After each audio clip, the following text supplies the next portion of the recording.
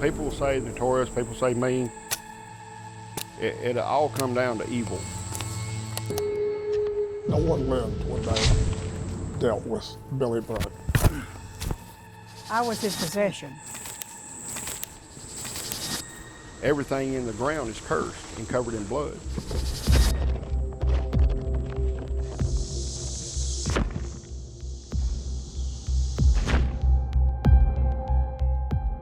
To have 3 people killed on a snowy night, of all things, it was unheard of.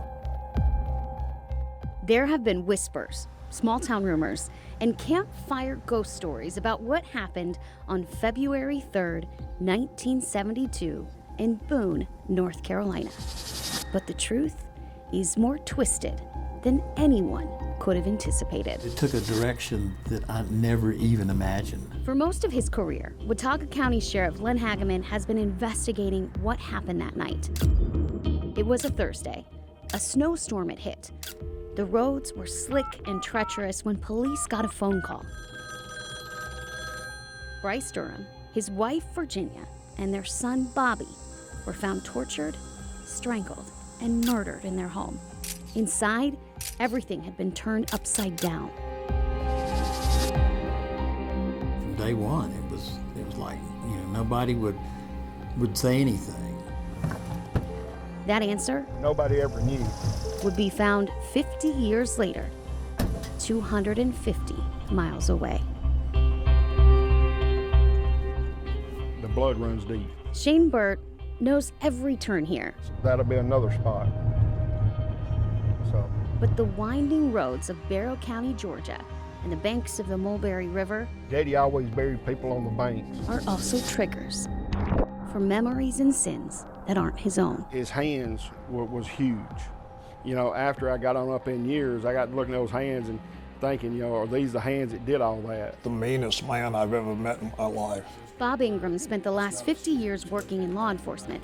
He's also the man who helped put Shane's dad on death row. Bob is actually somebody that has helped me more in the last 2 years because the stories that I tell, the normal mind can't comprehend. His dad is Billy Sunday Bert, a poor boy from rural Georgia who worked in the sawmill and was known for being both intimidating and charming.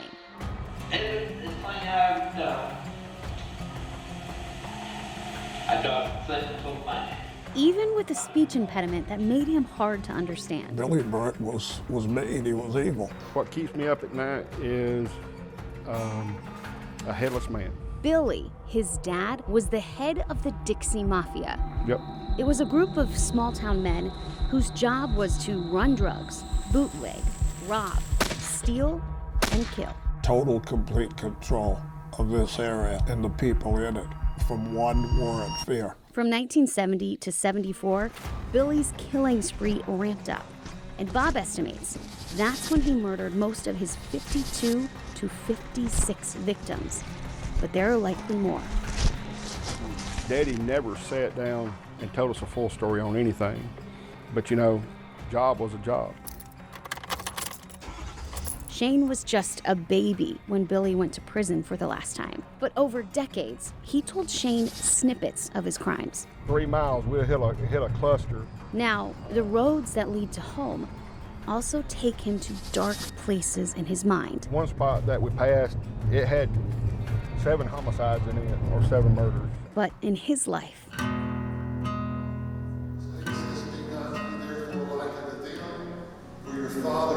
he's found someone Amen.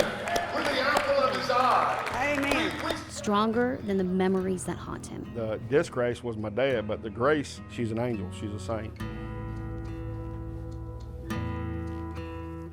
Hi, my name is Ruby, and I'm the widow of Billy Sunday Bert. I was just a child, and I worshiped the ground he walked on. Ruby was 12 when 17-year-old Billy married her. She became a prized possession he obsessively hid from the rest of the world. I remember I'd always wanted a garden, so he said, "Okay, pretty woman, I'm going to fix you a garden. But if I come home and catch you out there in that garden, He said, I'm gonna plow it up. He just busted out laughing and plowed up my garden. They had 5 kids together. Shane and me. Her whole world was her kids and her husband, who often disappeared for days at a time. I went down, I said, why don't you stay with me and the kids tonight? He said, pretty woman, I can't, I got things to do. And I said, well, one day you're gonna want me, and I won't want you. He looked around, he said, pretty woman, you'll die then too. Billy's disregard for law and life finally caught up to him. Ruby was 30 when he was found guilty of torturing and murdering an elderly couple in Rennes, Georgia. He was sentenced to death, but was later given life in prison instead. Through the trial, they were showing pictures, of the Rennes couple. And I could shut my eyes now and see them. I wish I'd never seen them. It didn't stop till God was through with it.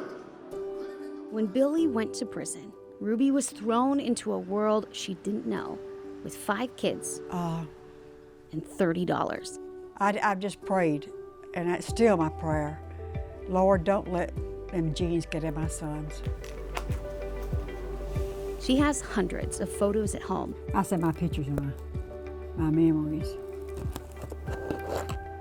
Album after album, proof that she did it. She went back and got her GED, raised chickens, baked cakes, drove a school bus, and mostly prayed. I know there's women was in my shoes, and to show them that you can get out of it. The Lord will get you out. Billy died in prison in 2017. She's kept her story close until she sat down with journalist and author Phil Hudgens. My thoughts were that how did this family live through that?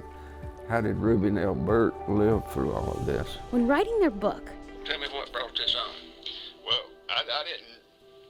I always thought we was different but normal.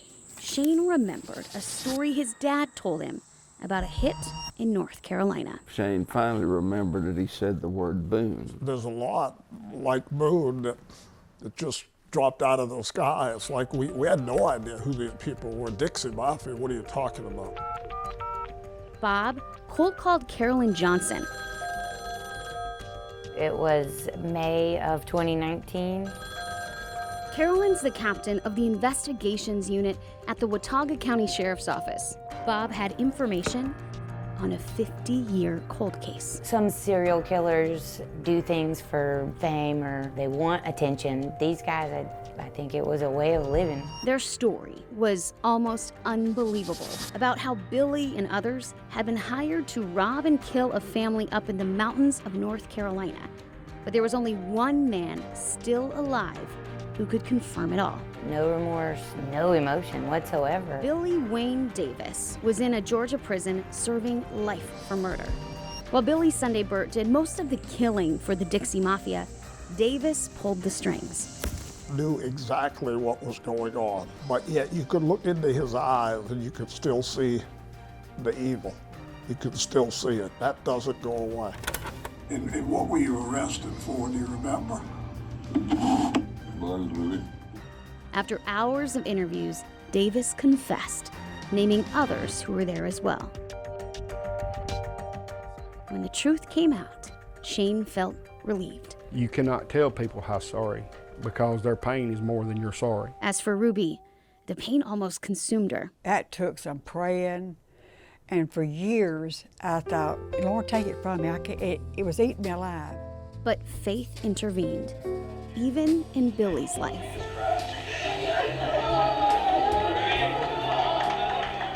In 1992, almost 20 years after he'd been convicted of murder, he was baptized. Whenever we went and seen my dad, especially like the last 3 times, the first thing he wanted to do was join hands and pray. I guess my own peace of mind, I believe it because I want to. I can't judge anybody. Holy and acceptable. Amen. Peace. It was still elusive all those years. Like I can say for the first time in 50 years, I feel free. Free, thanks to faith.